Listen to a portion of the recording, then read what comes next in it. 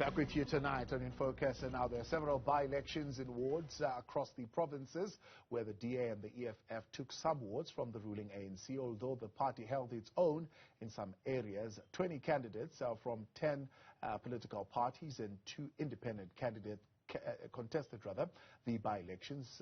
By-elections, of course, took place in Gauteng, the Northern Cape, KwaZulu-Natal, as well as in Mpumalanga. The next round of by-elections will be on June 15th, when the ANC defends a safe seat in Mngquma in the Butterworth area in the Eastern Cape. Independent elections analyst Sussman joins us now to assess what the results mean for the parties involved. Wayne, good to have you with us today here in the studio. Firstly, overall picture when you look at how the ANC performed in 2021 and how they are performing in these by-elections. Is there a consistent picture that's emerging, or are things changing? I wish it would be so simple that there'd be a simple picture, but the major picture from last night is that it was not a good night for the African National Congress. They lost 2 seats, including a safe seat on the western, in the West Rand, in Rand West City, in Western area, in the area of Bekkersdal. And they lost a seat to the Democratic Alliance in the Karreeberg municipality in the town of Carnarvon, which is known for the square kilometre array. So that's a major setback. But a lot of eyes were focused on Soweto last night, and the ANC just held on. They had to fend off EFF, who finished second, and Action SA, who finished just behind them in third, and an independent candidate. And what we've seen, and this was in Lufereng near Protea Glen, on the western side of Soweto, near the border of the city of Johannesburg, is that in 2019, the ANC got 71% of the vote in this Ward 53. In 2021, they got 59%, and last night they got in the low 30s, 33, 32%. So you're seeing, in a very short space of time, the ANC losing a lot of ground in Soweto, and that should concern them greatly. Yeah, those votes you're saying are going to the EFF as well as Action SA. Between those 2 parties, who is gaining more ground?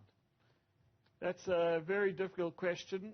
Basically, the EFF finished second, so I think they have bragging rights. They finished second on the ward ballot in 2021, and they would be very happy with their performance.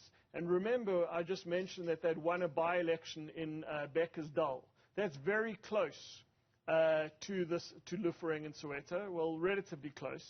And what's emerging is a pattern that the EFF is a party which you've known has done well in the Northwest and Limpopo historically.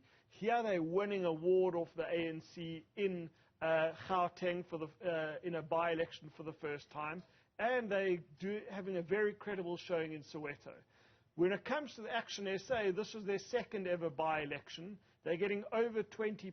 They're growing very, very nicely in Soweto. So both parties will have a lot of hope to give to their supporters today. Yeah. What do we know about the candidate of the Democratic Alliance in Dobsonville?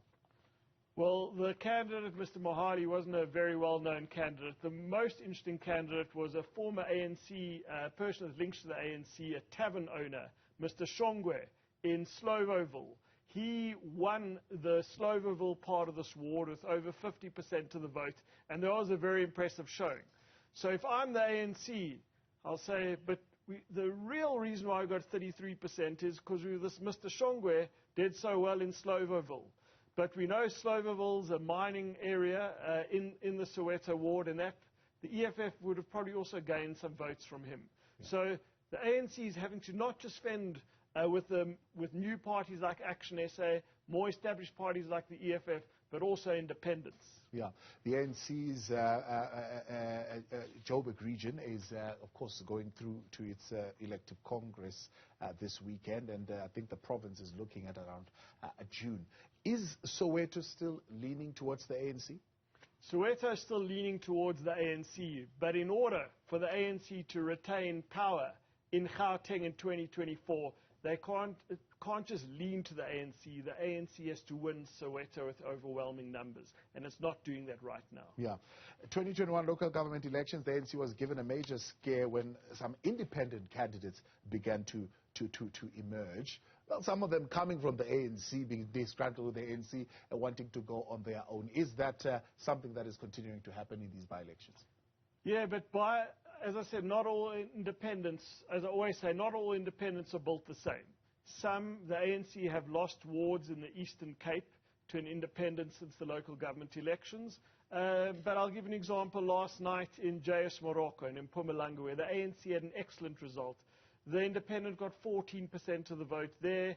Yes, the person did well in one particular area of the ward, but it's very hard for an independent to really give the ANC or the DA or the IFP a real run for their money. There have to be certain conditions. They have to be well known across the whole community. Some of these wards are very, very big. Yeah. So that's one of the challenges of the independents.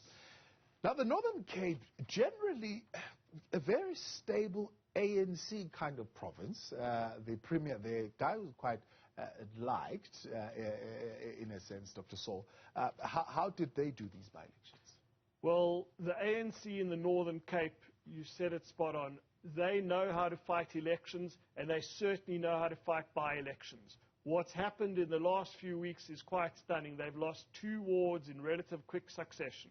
They lost a ward a few weeks ago to the EFF in Pampierstad, near Hartswater, near the northwest border. And last night, in the heart of the Karoo, in the small town of Carnarvon, they lost a seat to the Democratic Alliance. The ANC, unlike Soweto, where I thought their campaign wasn't very good, they ran an excellent campaign in Karreeberg. They threw everything at it. Dr. Saul, the popular premier, visited on numerous occasions. You couldn't get a bed in the guest houses because the ANC were making sure that they were going to do everything to retain this ward, but they still fell short. So, yes, this might be a small town. Yes, the town of Carnarvon, with respect to it, it's a beautiful place, but it's not going to make a major difference to the 2024 elections. The big takeaway there is, why can the ANC no longer retain these wards? Yeah. What's happening to their on-the-ground election day operation that is seeing them fall short for the second time in quick succession in the Northern Cape? Yeah, Carnarvon is one of those areas, I suppose, that also makes headlines. Not a big town, but certainly makes headlines in as far as service delivery issues are concerned. The ANC not managing, I suppose, to deliver to that community, or is there something else at play? Correct, and that's one of the reasons why after the 2021 election there's a local party which has emerged with a mayoral chain. And that's maybe a reason why the ANC lost the ward, that people are saying they're now out of office, we're not beholden to them like we once were in this town, we're going to give another party a chance. Yeah. But the challenge for those, like it's called the Karreeberg Civic Movement, is they actually did very poorly in the by-election yesterday. Are people saying we're not seeing a difference between you and the ANC? They got punished at the polls. The ANC might have lost the ward yesterday, but the KCM support within this by-election fell from 18% to 4%. So that's very, very interesting, that you can take power from the ANC, but if you don't deliver, you'll be punished. Yeah. Flood ravaged KwaZulu-Natal, and there's, of course, you get the Tongat people who are unhappy with the water that they have not received. You've got a lot of big challenges there that the ANC is facing in the eThekwini area in particular. But let's look at how they performed in the by-elections.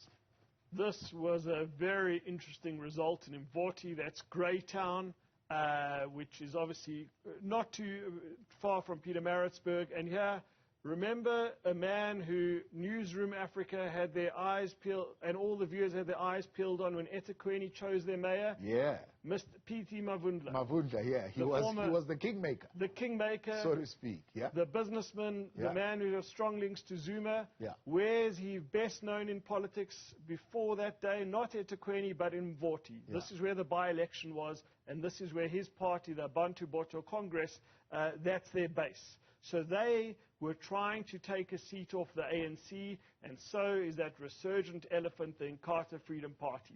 This was a real 3-horse race. It could have gone either way. And the ANC just held on.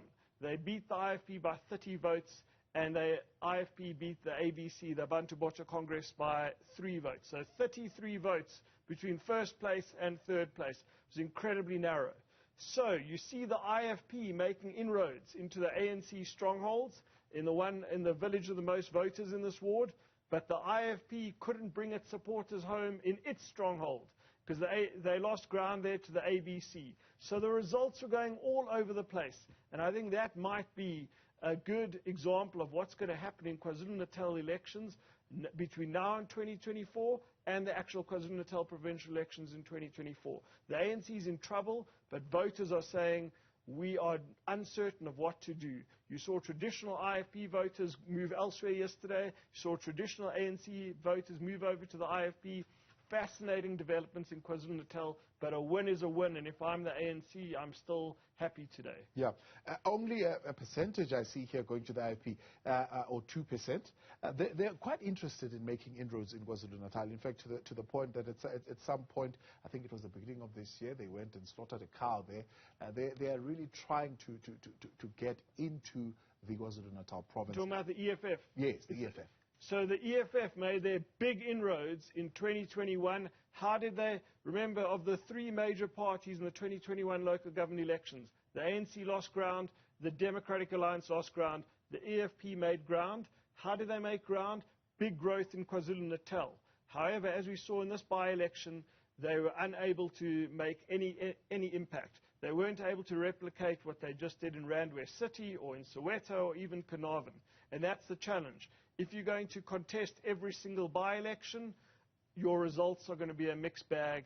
And the EFF's most disappointing result yesterday was in the province where they made so many gains in 2021 local government elections, KwaZulu-Natal. Disappointing for them. Yeah.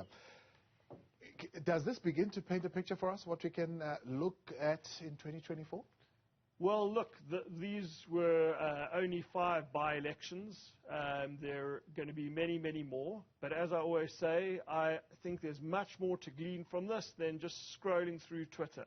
Because here we're seeing what actual voters are deciding.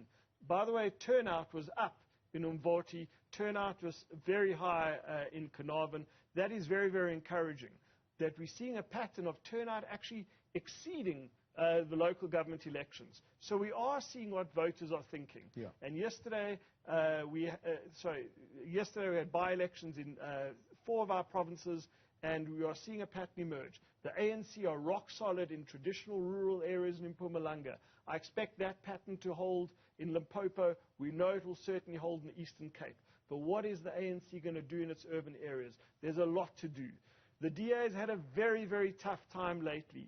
What's it going to do with this by-election victory in Carnarvon? Can it use this to galvanize itself and motivate itself?